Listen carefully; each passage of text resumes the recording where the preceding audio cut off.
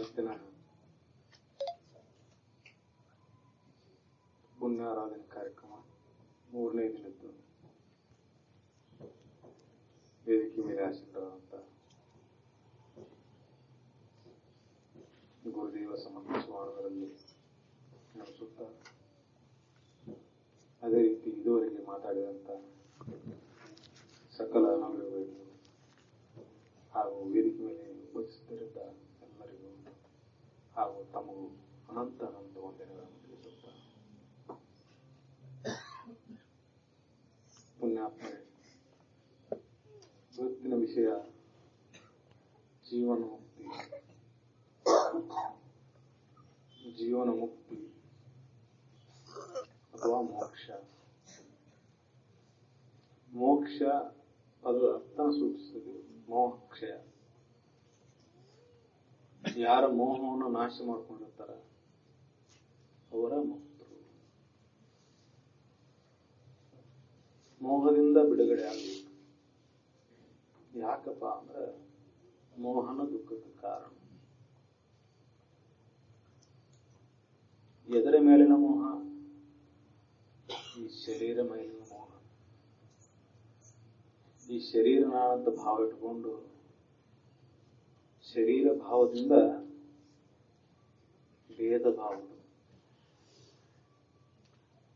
ನಾನು ನೀನು ನಂದು ನಿಂದು, ಆ ಭೇದ ಭಾವದಿಂದ ದುಃಖ ಹುಟ್ಟು. ಯಾವ ಕ್ಷಣದಲ್ಲಿ ಭೇದ ಭಾವ ನಾಶಕತೆ ದುಃಖ ಇಲ್ಲ. ಆ ಭೇದ ಭಾವ ನಾಶ ಆಗ್ಬೇಕಂದ್ರೆ ಎಲ್ಲರೂ ಒಂದು ಅನ್ನೋ ಭಾವ ಬರಬೇಕು. ಅದು ಯಾವಾಗ ಬರ್ತದೆ? ಈ ಭೇದ ಭಾವದಿಂದ ಒಂದೇ ಅನ್ನೋ ಭಾವದ ಕಡೆ ಹೋಗೋದ ಮುಕ್ತಿ ದಾರಿ. ಸರ್ವಂ ಕಲಿದಂ ಬ್ರಹ್ಮ, ಎಲ್ಲ ಬ್ರಹ್ಮಮಯನ ಆಗುತ್ತೆ. ಅಂದ್ರೆ ಸಕಲ ಜೀವಿಗಳನ್ನು ತನ್ನಂತ ಭಾವ ಹುಟ್ಟಬೇಕು. ಬಯಲ ಹೆಂಗ ಒಂದ ಐತಿ ಹಂಗ ಎಲ್ಲಾ ಜೀವಿಗಳನ್ನು ಒಂದ ಅಂತ ತಿಳ್ಬೋದು. ಬಯಲ ಹೆಂಗ ನಾವು ಆಕಾರ ನೋಡಿದಾಗ ಬದಲಿ ಬದಲಿ ಕಾಣಿಸ್ತೈತಿ. ಈ ಮಠ ನೋಡಿದಾಗ ಇದ್ರೊಳಗೆ ಮಠ ಅಂತ ಕಾಣಿಸ್ತೈತಿ, ಆಕಾರ ನೋಡಕತ್ತೇವೆ. ಇದ್ರೊಳಗಿನ ಬಯಲನ್ನು ನೋಡಿದಾಗ ಆ ಬಯಲು ಈ ಬಯಲು ಎಲ್ಲ ಒಂದ. ಹಂಗ ಸಕಲ ಜೀವಿಗಳಲ್ಲಿರುವಂತಹ ಚೈತನ್ಯ ಒಂದ ಐತಿ. ಅದು ಒಂದನ್ನು ಭಾವ ಬಂದಾಗ ಅವಾಗ ದುಃಖ ನಾಶ. ದುಃಖಕ್ಕೆ ಮೂಲ ಕಾರಣ ಅಜ್ಞಾನ, ಈ ಶರೀರ ನಾನನ್ನೋ ಭಾವ. ಈ ಶರೀರ ನಾನನ್ನೋ ಭಾವವನ್ನು ಯಾವ ರೀತಿಯಾಗಿ ಕಳ್ಕೊಳ್ಳೋದು? ನಾವು ಈಗ ಸದ್ಯ ಏನದೇವು? ಈ ಶರೀರ ನಾನನ್ನೋ ಭಾವದಾಗ ಹೊಂಟೇವು. ಶರೀರ ನಾನನ್ನೋ ಭಾವವನ್ನ ಆ ದೃಷ್ಟಿಯೊಳಗ ಇದನ್ನೆಲ್ಲವನ್ನು ನೋಡ್ತೇವೆ ನಾವು. ಅದಕ್ಕೆ ನಾಮರೂಪಾದಿಗಳಂತ ಹೇಳ್ತೇವೆ. ನನ್ನ ಹೆಸರು ಇದು, ನನ್ನ ಜಾತಿ ಇದು, ನನ್ನ ಧರ್ಮ ಇದು, ನಾ ಇಂಥ ಊರವ, ಇಂಥ ದೇಶದವ, ಇವೆಲ್ಲಾನು ಬಂಧನಕ್ಕೆ ಕಾರಣಕ್ಕವು. ಯಾಕಂದ್ರೆ ಇವೆಲ್ಲ ಭೇದ ಭಾವವನ್ನು ಹುಟ್ಟಿಸ್ತಾವ. ನಾ ಆತ್ಮನೇ ಇದ್ದೇನೆ ಅಂದಾಗ, ನಾ ಚೈತನ್ಯನೇ ಇದ್ದೇನೆ ಅಂದಾಗ ಎಲ್ಲ ಒಂದು ಅನಿಸ್ತದೆ. ಆ ಭಾವ ಉದಯಾಗಿ ಆ ಭಾವದಲ್ಲಿ ನೆಲೆ ನಿಲ್ಬೇಕಲ್ಲ. ಈ ಭಾವದಿಂದ ಆ ಭಾವಕ್ಕೆ ಹೋಗ್ಬೇಕಲ್ಲ. ಶರೀರ ಭಾವದಿಂದ ಆತ್ಮನ ನಾನನ್ನೋ ಭಾವಕ್ಕೆ ಹೋಗ್ಬೇಕಲ್ಲ. ಅದು ಸಾಮಾನ್ಯನಿಗೆ ಸಾಧ್ಯ ಐತೋ ಇಲ್ಲೋ? ಶರೀರ ಭಾವದಲ್ಲಿ ನಾವೆಲ್ಲ ಇರ್ತೇವೆ ನಿತ್ಯ. ಆ ಶರೀರ ಭಾವದಿಂದ ಆತ್ಮ ಭಾವ ಕಡೆ ಹೋಗ್ಬೇಕಂದ್ರೆ ಅದು ಮನುಷ್ಯ ಜನ್ಮದಾಗ ಸಾಧ್ಯ ಐತಿ. ಅದಕ್ಕೆ ಮನುಷ್ಯ ಜನ್ಮದಾಗ ಜೀವನ ಮುಕ್ತನಾಗಕ್ಕೆ ಬರ್ತೈತಿ. ನೀ ನಿಜವಾಗಿ ಮುಕ್ತಿ ಯಾರಿಗೆ ಬೇಕಾಗೈತೆ ಅಂದ್ರೆ ಈ ಭಾವಕ್ಕೆ, ಅಜ್ಞಾನದಿಂದ ಉಂಟಾದಂತ ಈ ಭಾವಕ್ಕೆ ಮುಕ್ತಿ ಬೇಕಾಗೈತಿ. ಇದು ಏನು ಭೇದ ಭಾವ ಹುಡ್ಸಾಕತ್ತಲ್ಲ, ಈ ಭಾವದಿಂದ ಮುಕ್ತನಾಗು. ನಿಜವಾಗಿ ನೋಡಿದ್ರೆ ನೀ ಚೈತನ್ಯನೇ ಐತಿ, ಆತ್ಮನ ಐತಿ, ಅರಿವ ಐತಿ. ಆದ್ರೆ ಅಜ್ಞಾನದಿಂದ ಈ ಶರೀರ ಭಾವ ಆದ, ಶರೀರ ನಾನು ತಿಳ್ಕೊಂಡು ಕೊಡ್ತೀವಿ. ಅದಕ್ಕೆ ಈ ಭಾವದಿಂದ ಆ ಭಾವಕ್ಕೆ ಹೋಗ್ಬೇಕಾಗೈತಿ, ಕಡೆಗೆ ಅದ ಆಗಿ ಉಳಿಬೇಕಾಗೈತಿ. ಅದಕ್ಕೆ ಏನು ಮಾಡಬೇಕಪ್ಪ? ಆ ಕ್ರಮವನ್ನು ಆಚರಿಸು. ಅದಕ್ಕೆ ಮೂಲ ಕಾರಣ ಏನಂತ ಹುಡುಕೊಂತ ಹೋದಾಗ, ಶರೀರ ನಾನು ಅನ್ನೋದು ಯಾಕೆ ಹಿಡ್ಕೊಂಡಿವು? ಜನ್ಮ ಜನ್ಮಾಂತರ ಸಂಸ್ಕಾರ ಬಲ ಮೊದಲಿರಲಿಲ್ಲ. ಶರೀರ ಪ್ರಾರಂಭದಲ್ಲಿ ಬಂದಾಗ ಬಾಲ್ಯಾವಸ್ಥೆಯಲ್ಲಿ ಶರೀರ ಭಾವ ಅಷ್ಟೊಂದಿರಲಿಲ್ಲ. ಕ್ರಮೇಣ ಇದು ನಾನನ್ನೋ ಭಾವ ಗಟ್ಟಿ ಆಗ್ತಾ ಆಗ್ತಾ ಆಗ್ತಾ ಕೊಡುಗೆ ಇದರ ಜೋಡಿನ ಸಮರಸ ಆದ, ಏಕಾದ, ಇದ ನಾನಂತ ಭಾವ ಗಟ್ಟಿ ಆಯ್ತು. ಇದು ಕೆಡುವ ಶರೀರ ಅಂತ ನಿನ್ನ ಬಂದಿತ್ತಲ್ಲ ವಿಷಯ. ಹಂಗಾಗಿ ಕೆಡುವ ಶರೀರ ನಾನು ತಿಳ್ಕೊಂಡು ಕುಂತಾಗ ಇದು ವಿಕಾರ ಆಗುವಂತ ಶರೀರ, ಪಂಚವಾಯುಭೂತಗಳಂತ ಶರೀರ, ಆ ಪಂಚವಾಯುಭೂತಗಳಂತ ಬದಲಾವಣೆ ಶರೀರ ಮೇಲೆ ಪರಿಣಾಮ ಬೀರೇ ಬೀರುತ್ತೆ. ಅದಕ್ಕೆ ಇಂತಹ ವಿಕಾರ ಆಗುವಂತ ಶರೀರ ನೀನಂತ ಭಾವ ಇಟ್ಕೊಂಡು ಕುಂತಾಗ ಮನಸ್ಸು ವಿಕಾರಕ್ಕೆ, ಆ ಮನಸ್ಸು ವಿಕಾರ ಅಂತಂದ್ರೆ ಅದರಲ್ಲಿ ಭಾವಗಳು ಉದಯ ಆಗ್ತಾವ. ಆ ಭಾವಗಳು ದುಃಖಕ್ಕೆ ಎಡೆ ಮಾಡಿಕೊಡ್ತಾವ. ಆ ಭಾವಗಳ ನಾಶ ಆಗ್ಬೇಕಂದ್ರೆ ಶರೀರ ಭಾವದಿಂದ ಹೊರಗೆ ಬಂದು ಆತ್ಮಭಾವದಲ್ಲಿ ನೆಲೆ, ಶರೀರ ಭಾವದಿಂದ ಹೊರಗೆ ಬಂದು ಆತ್ಮಭಾವದಲ್ಲಿ ನೆಲೆ ನಿಲ್ಲುವುದು ಜೀವನ ಮುಕ್ತಿ. ಅದಕ್ಕೆ ಈ ಅಂತಃಕರಣದಲ್ಲಿ ಉದಯ ಆಗ್ತಕ್ಕಂಥ ಈ ಭಾವಗಳು, ಅಂತಃಕರಣ ಅಂದ್ರೆ ಅದನ್ನು ಮತ್ತೆ 5 ಭಾಗ ವಿಂಗಡಿಸ್ತಾರೆ. ಒಂದ ಇದ್ರೂ ಭಿನ್ನ ಭಿನ್ನವಾಗಿ ತೋರುತ್ತೆ. ಅಲ್ಲಿ ಹುಟ್ಟತಕ್ಕಂಥ ಕಾಮ, ಕ್ರೋಧ, ಮೋಹ, ಮದ, ಮತ್ಸರಾದಿಗಳು, ಅವುಗಳನ್ನ ನಾಶ ಮಾಡ್ಕೊಳ್ಳು. ಅವುಗಳು ನಾಶ ಆಗುವುದಂದ್ರೆ ಹಂಗ ಆಗುವುದಿಲ್ಲ. ಅದಕ್ಕೆ ಸತ್ಸಂಗ, ಸದ್ವಿಚಾರ, ಆ ಚಿಂತನೆಯನ್ನ ಮಾಡ್ತಾ ಮಾಡ್ತಾ ಹೋದಾಗ ದೇಹ ಭಾವವನ್ನು ಮೀಗಿ ಆತ್ಮಭಾವದಲ್ಲಿ ನೆಲೆ ನಿಲ್ಲಕ್ಕೆ ಸಾಧ್ಯತೆ, ಆತ್ಮನ ನಾನಾಗಿ ಉಳಿಯಕ್ಕೆ ಸಾಧ್ಯತೆ. ಆತ್ಮಭಾವದಲ್ಲಿ ನೆಲೆ ನಿಂತವನಿಗೆ ಜಗತ್ತು ಒಂದ ಅಂತ ಕಾಣಿಸುತ್ತೆ. ಅವಾಗ ದೊಡ್ಡವ ಸಣ್ಣವನ್ನು ಭೇದ ಭಾವಿಲ್ಲ, ನಾನು ನೀನು ಅನ್ನೋ ಭೇದ ಭಾವಿಲ್ಲ, ನಂದು ನಿಂದು ಅನ್ನೋದಿಲ್ಲ. ಅಂತ ಸಮಸ್ಥಿತಿಯನ್ನು ಹೊಂದುವುದೇ ಅಂದಪ್ಪ. ಅಂತ ಸಮಸ್ಥಿತಿಯನ್ನು ಯಾರು ಹೊಂತಾರ ಅವರ ಜೀವನ ಮುಕ್ತ. ಸಾಮಾನ್ಯನಿಗೆ ಇದು ಸಾಧ್ಯ ಐತಿ.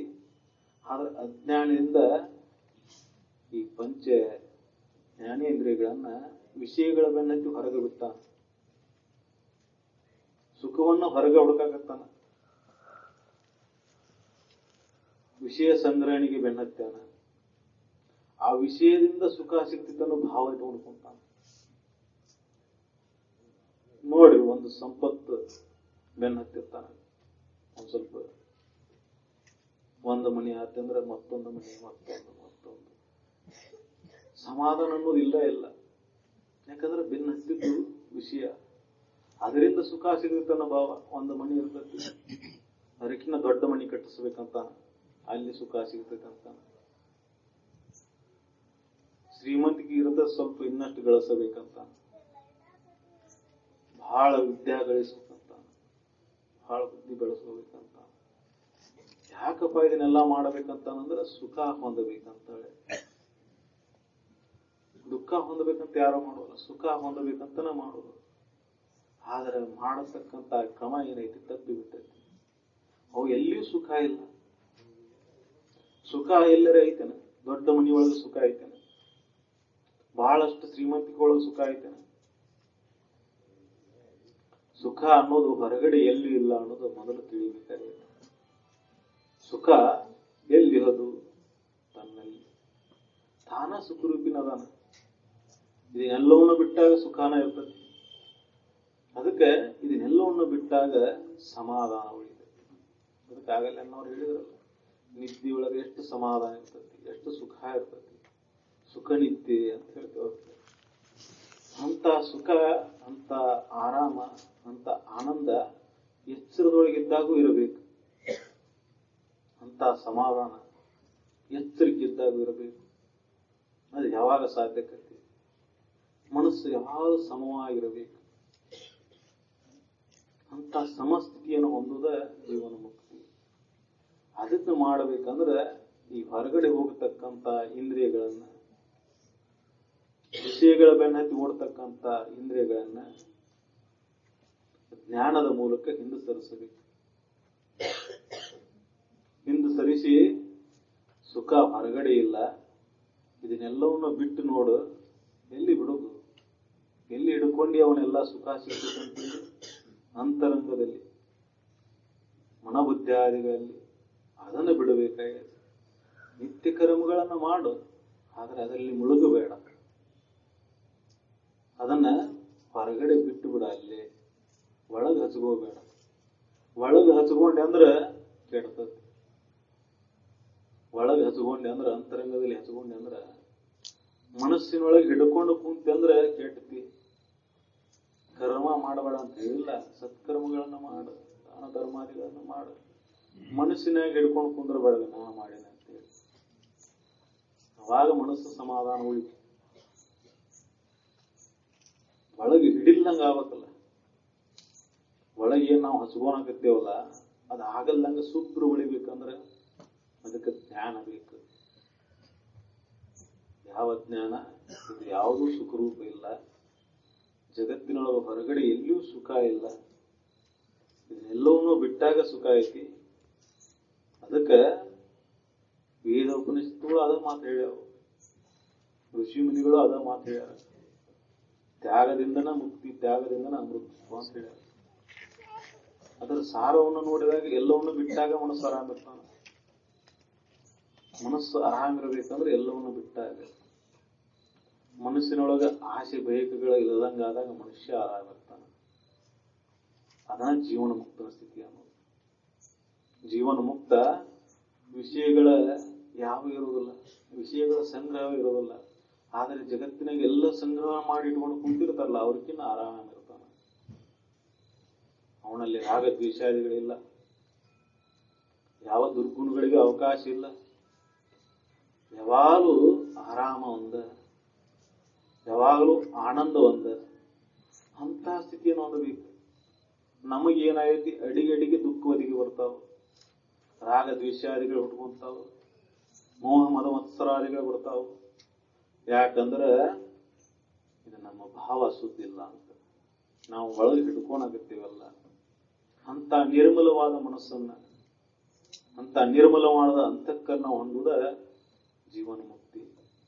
ಅಂತಹ ಜೀವನ ಮುಕ್ತಿಯನ್ನ ಮನುಷ್ಯ ಜನ್ಮದಲ್ಲಿ ಸಾಧಿಸಕ ಸಾಧ್ಯ ಐತಿ. ಅದಕ್ಕೆ ಮನುಷ್ಯ ಜನ್ಮ ಶ್ರೇಷ್ಠ ಅಂತ ಹೇಳಿ.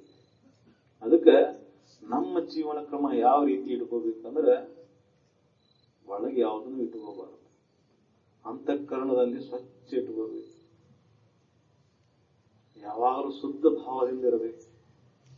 ಎಲ್ಲರೂ ತನ್ನಂತ ಭಾವದಾಗಿರಬೇಕು. ಎಲ್ಲರಿಗೂ ಒಳ್ಳೆಯದನ್ನು ಬೋಧಿಸಬೇಕು. ಅದಕ್ಕೆ ಮಾಡಲಿಲ್ಲವೇ ತಪ್ಪು, ಮಾಡಲಿಲ್ಲವೇ ಅಂತ ಹೇಳಿಲ್ಲ. ಮೂರು ಕರ್ಣದಲ್ಲಿ ಕಾಯ ವಾಚ ಮನಸ್ಸ ಶುದ್ಧ ಇದ್ದು ಬಿಟ್ರೆ ಜೀವನ ಮುಕ್ತಿಯಲ್ಲೇ. ಅದಕ್ಕೆ ಅಂತ ಜೀವನ ಮುಕ್ತಿ ಸ್ಥಿತಿಯನ್ನ ಈ ಮನುಷ್ಯ ಜನ್ಮದಲ್ಲಿ ಮಹಾಪುರುಷರು, ಜ್ಞಾನಿಗಳು ಬಹಳಷ್ಟು ಜನ ಸಾಧಿಸಿ ಹೋಗ್ಯಾರ. ಆ ಮಾರ್ಗದಲ್ಲಿ ನಡೆದಾಗ ಆ ಸ್ಥಿತಿಯನ್ನು ಹೊಂದಕ್ಕೆ ಸಾಧ್ಯ ಐತಿ. ಅದಕ್ಕೆ ಅಂತ ಸತ್ಪುರುಷರ, ಜ್ಞಾನಿಗಳ ನಿತ್ಯ ಅವ್ರು ಹೇಳಿದಂತ ಚಿಂತನೆಗಳನ್ನ ಮಾಡ್ತಾ ಮಾಡ್ತಾ ಮಾಡ್ತಾ ಅಂತಃಕರಣದಲ್ಲಿ ಉಳಿದಂತ ದೋಷಗಳನ್ನ ನಾಶ ಮಾಡಿಕೊಂಡು ನಾವು ನೀವು ಎಲ್ಲ ಜೀವನ ಮುಕ್ತರಾಗುವಂತ